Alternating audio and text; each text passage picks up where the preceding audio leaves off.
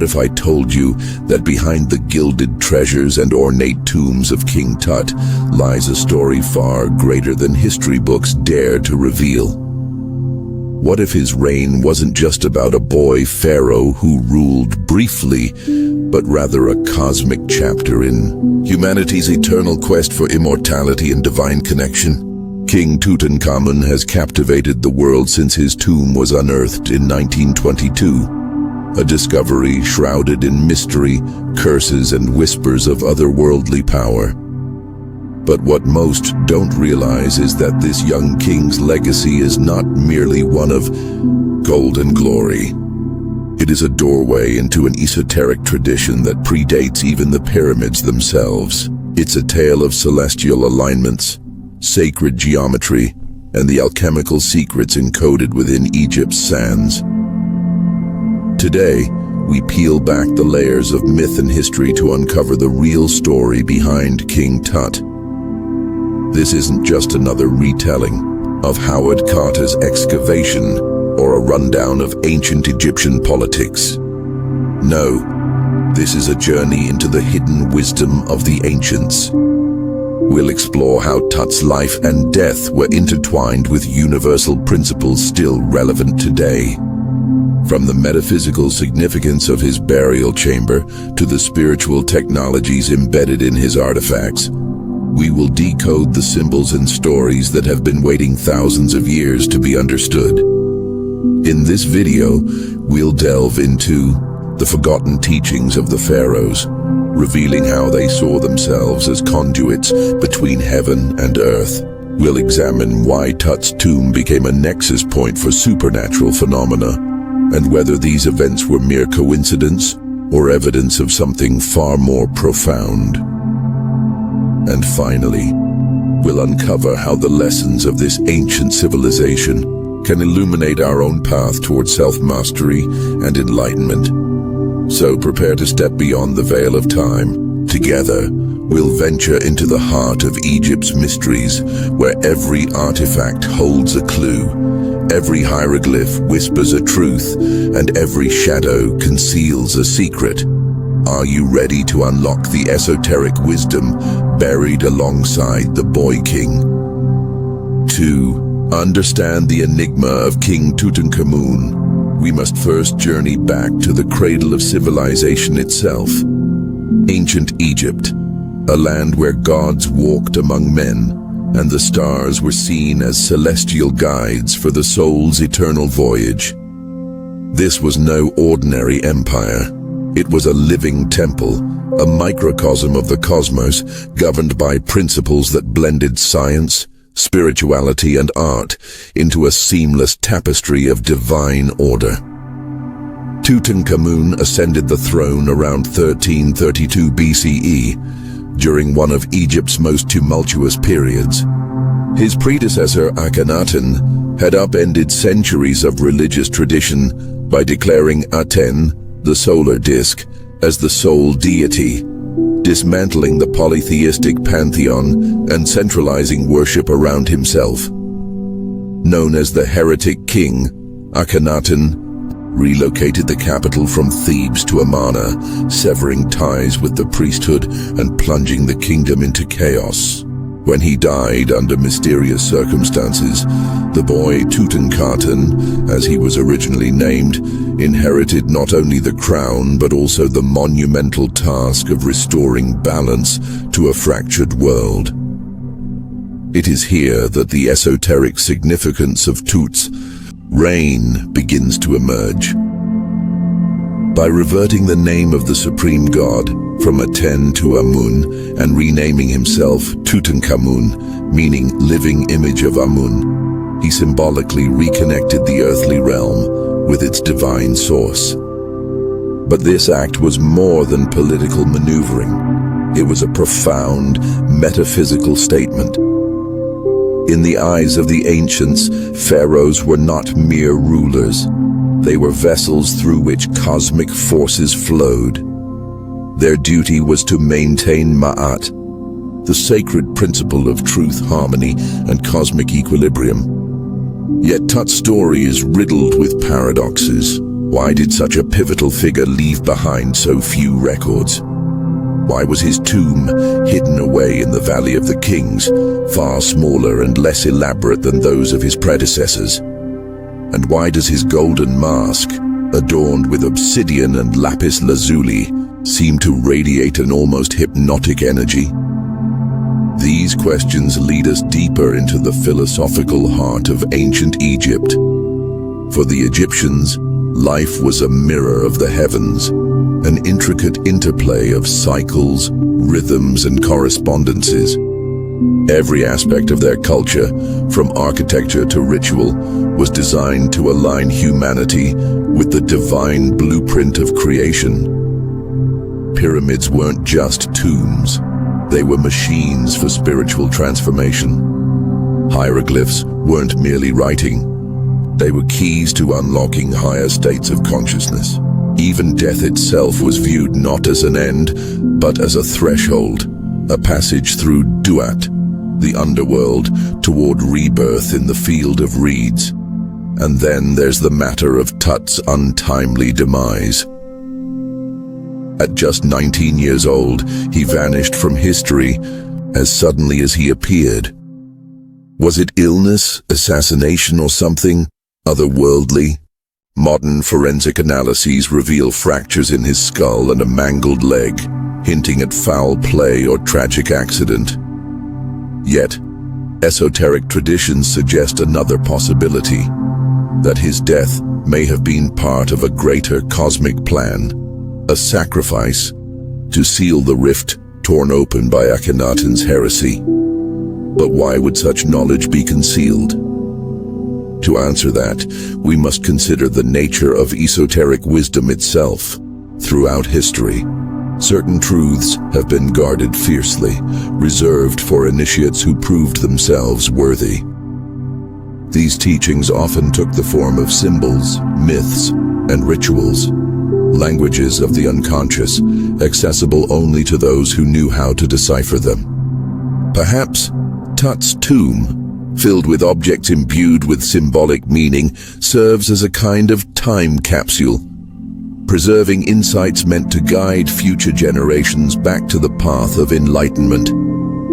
As we move forward, we'll begin decoding these symbols, exploring the hidden meanings embedded in Tut's artifacts and uncovering the universal principles they represent. Because beneath the glittering gold and precious stones lies a map, not just of a physical journey, but of a spiritual odyssey that transcends time and space. Let us now turn our gaze to the heart of Tut's legacy. The artifacts buried with him, each a masterpiece of craftsmanship and a repository of sacred knowledge. To the untrained eye, these objects might appear as mere treasures, remnants of a bygone era meant to glorify a young king. But look closer, and you'll find that every curve, every symbol, every material holds layers of meaning waiting to be unraveled. Take, for instance, the iconic golden mask. Its radiant face is framed by the striped Nemes headdress, signifying kingship and divine authority. Yet it is the serpentine uraeus, the cobra poised atop his brow, that truly commands attention. In Egyptian cosmology, the uraeus represented Wadjet, the goddess of protection and sovereignty. She was not merely a guardian figure, but an embodiment of Kundalini energy, the fiery serpent coiled at the base of the spine, awaiting awakening. Could this be why the mask seems to exude such an electrifying presence? Is it possible that its creators intended it to serve as more than decoration, perhaps as a tool to awaken latent spiritual power within those who beheld it? Now, consider the scarab beetle carved into the breastplate of the mask. For the Egyptians, the scarab was no ordinary insect. It symbolized Khepri, the god of transformation and rebirth. Observing how dung beetles rolled balls of matter across the ground, the ancients saw a reflection of the sun's daily journey across the sky. This simple yet profound analogy speaks to the cyclical nature of existence itself: birth, death, and renewal. Embedded within this imagery is a teaching about impermanence and the eternal return, reminding us that all things must pass through darkness before emerging into light. Moving deeper into the tomb, we encounter the Ankh, the looped cross carried by gods and pharaohs alike. Often called the key of life, the Ankh represents the union of opposites. The masculine pillar, the vertical line, merging with the feminine loop, the circle. It is a visual metaphor for balance, the harmonization of spirit and matter, heaven and earth, life and death. Many scholars speculate that Thoth's frequent depiction holding the Ankh signifies his role as a bridge between realms, a mediator, ensuring the flow of divine energy into the mortal plane. But what of the Jed pillar, another recurring motif found throughout the tomb? Shaped like a column with horizontal bars, the Jed is said to represent stability and endurance. According to myth, it was the backbone of Osiris, the god of resurrection, who rose from the dead to rule the afterlife. By incorporating this symbol into their funerary rites, the Egyptians sought to imbue the deceased with Osirian qualities: strength, resilience, and the promise of eternal life. In Thoth's case, the presence of the Jed suggests that his burial wasn't just a ceremonial farewell, but an initiation into immortality. Here, we begin to see a pattern emerge. Each artifact functions as a piece of a larger puzzle, encoding principles that transcend individual interpretation. Together, they form a map of consciousness, a guidebook for navigating the inner dimensions of being. They teach us that true mastery lies not in accumulating wealth or power, but in aligning ourselves with universal laws. Still, questions linger. Why were some symbols repeated obsessively while others appeared sparingly? What purpose did the placement of certain items within the tomb serve? And most intriguingly, why does the tomb's layout itself resemble a human body, complete with chambers corresponding to different organs and energetic centers? To answer these riddles, we must delve further into the metaphysical architecture of Thoth's resting place. Hidden beneath its modest exterior lies a labyrinthine design steeped in sacred geometry, a language spoken by the architects of creation itself. As we venture into part 2 of our exploration, we'll uncover the deeper mysteries encoded in the very structure of the tomb, revealing how it mirrors the journey of the soul through the underworld and beyond. Now let us descend into the very heart of the mystery, the tomb itself. Beyond its treasures lies a structure that is far more than a resting place for a pharaoh's body. It is a microcosm of the universe, a sacred geometry designed to guide the soul through the labyrinth of existence. To walk its corridors is to traverse the Duat, the ancient Egyptian underworld, a realm of trials, transformations, and ultimate rebirth. The layout of the tomb reveals something extraordinary when viewed through the lens of esoteric wisdom. Its chambers are not arranged randomly. They correspond to the chakras, or energy centers of the human body. The antechamber, where many of the treasures were found, aligns with the root chakra, the foundation of physical life and survival instincts. Moving inward, the annex represents the sacral chakra, associated with creativity and emotion. The treasury filled with ritual objects mirrors the solar plexus, the seat of personal power. And finally, the burial chamber, housing Thoth's sarcophagus, resonates with the heart chakra, the bridge between the material and spiritual realms.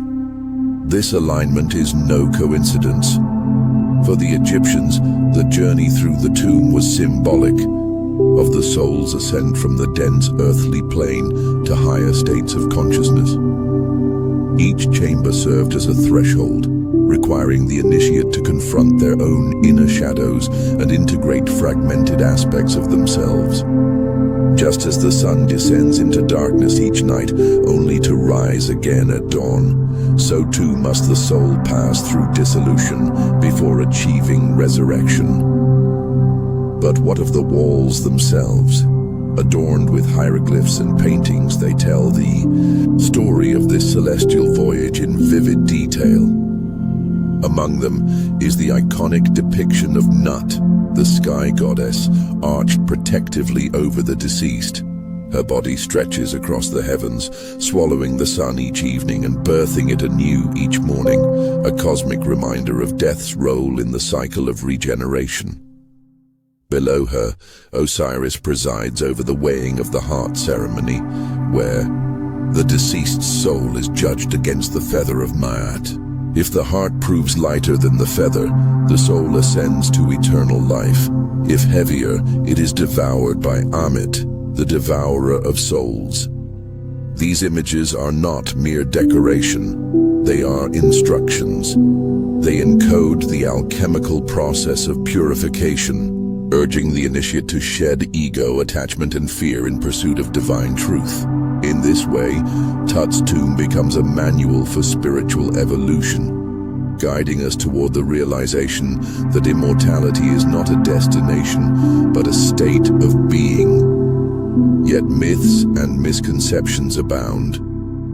Some believe the tomb's design was purely functional, intended to confuse grave robbers or preserve the king's remains. Others attribute its peculiarities to haste, arguing that Tut's untimely death forced builders to repurpose existing structures. While these theories hold some merit, they overlook the deeper purpose encoded in every stone and symbol. The tomb was never meant to be a fortress. It was a temple, a vessel for transformation. And then there are the anomalies, details that defy conventional explanation. Why does the burial chamber face westward, contrary to traditional Egyptian practice? Why does the orientation of certain passages align with specific stars during key astronomical events? Could it be that the architects of the tomb were not merely artisans, but custodians of a forgotten science, one that understood the interconnectedness of all things? One particularly intriguing clue lies in the placement of the sarcophagus itself. Encased within 4 nested coffins, Thoth's mummy rested inside a quartzite box adorned with gold leaf. Quartz, known for its piezoelectric properties, has long been revered in esoteric traditions as a conduit for amplifying energy. Combined with gold, a metal associated with the sun and divine perfection, the sarcophagus may have functioned as a kind of energetic amplifier, charging the pharaoh's spirit for its journey beyond the mortal coil. Such insights challenge us to reconsider the nature of ancient wisdom. Was Tut's tomb simply a repository of wealth, or was it a machine for awakening? Did the Egyptians possess knowledge of forces and frequencies that modern science is only beginning to rediscover?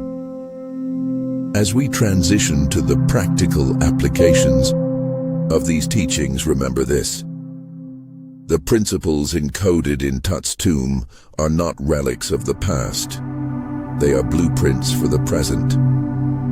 By understanding how the ancients navigated the inner dimensions of reality, we can learn to do the same, transforming our own lives in profound ways. Now that we've journeyed through the esoteric depths of King Tut's tomb and unraveled its hidden wisdom, you may be wondering, What does this mean for me? How can I apply these ancient teachings to my own life? The truth is, the lessons encoded in Thoth's legacy are not confined to the sands of Egypt or the pages of history. They are universal principles waiting to transform your consciousness, elevate your daily existence, and guide you toward your own inner resurrection. Let's begin with one of the most powerful tools revealed by our exploration: ritual alignment. Just as the Egyptians used sacred objects and symbols to harmonize with cosmic forces, so too can you create rituals that anchor you in divine order. Start by identifying areas of imbalance in your life, whether it's stress, lack of clarity, or emotional turmoil, and craft a simple practice to address them. For example, light a candle each morning while focusing on your intention for the day. As the flame burns, visualize yourself shedding old patterns and stepping into alignment with your highest purpose. This act mirrors the symbolic burning away of impurities depicted in the weighing of the heart ceremony, helping you cultivate inner peace and authenticity. Next, consider incorporating sacred geometry into your environment. The Egyptians understood that shapes like circles, spirals, and pyramids carry vibrational frequencies capable of influencing energy fields. Place a pyramid-shaped object, made of crystal or even paper, on your desk or altar. Use it as a focal point during moments of reflection, imagining it amplifying your thoughts and intentions. You might also experiment with drawing geometric patterns, such as the flower of life, which has been found engraved in temples across Egypt. These exercises connect you to the same universal blueprint that guided the architects of Thoth's tomb, awakening your innate ability to co-create with the cosmos. Another transformative practice involves working with the concept of cyclical renewal, inspired by the symbolism of the scarab beetle. Reflect on the cycles present in your own life: seasons, relationships, projects, and personal growth. Instead of resisting endings or fearing change, embrace them as opportunities for transformation. When faced with challenges, ask yourself, what seeds am I planting now that will bloom in the future? Write down 3 things you wish to release and 3 aspirations you'd like to nurture. Burn the list ceremonially, allowing the smoke to carry your intentions into the ether. This ritual honors the eternal cycle of death and rebirth, empowering you to move forward with courage and clarity. For those seeking deeper spiritual work, try meditating on the chakra system as mirrored in the tomb's layout. Visualize yourself standing at the entrance of your own inner tomb, ready to explore its chambers. Begin with the root chakra, grounding yourself in feelings of safety and stability. Move upward, addressing each energy center until you reach the heart, the nexus of love, compassion, and unity. Imagine clearing blockages and filling each chakra with radiant light, just as the tomb's treasures radiate divine power. Over time, this practice strengthens your connection to both your physical self and your higher consciousness, fostering holistic well-being. Of course, applying these insights isn't without its challenges. One common obstacle is skepticism. Our modern minds often struggle to reconcile mystical concepts with practical reality. To overcome this, approach these practices with curiosity rather than expectation. Think of them as experiments, observing how they affect your mindset and experiences over time. Another hurdle is consistency. Many abandon new habits prematurely. To stay committed, start small and integrate practices into existing routines, such as journaling or morning stretches. Remember, even the smallest actions compound over time, creating profound shifts. Finally, let us return to the central theme of Thoth's story, immortality. While we may never achieve literal eternal life, we have the power to leave behind a legacy that transcends our physical form. Whether through art, service, or simply touching the lives of others, every act of creation contributes to something greater than ourselves. Ask yourself, what do I want to be remembered for? What impact do I wish to make? Let these questions inspire you to live with intention, knowing that your choices today shape the world of tomorrow. By engaging with these practices, you step into the role of both seeker and creator, aligning yourself with the same divine principles that guided the ancients. And as you walk this path, remember that the journey itself is the treasure. The gold lies not in material wealth, but in the infinite potential of your awakened spirit. As we bring this journey to a close, let us pause for a moment and reflect on what we've uncovered. King Tutankhamun's tomb is far more than an archaeological marvel. It is a testament to humanity's eternal quest for meaning, connection, and transcendence. Beneath its golden surface lies a map of consciousness, a guidebook written in symbols and geometry, pointing us toward the timeless truths that bind us all.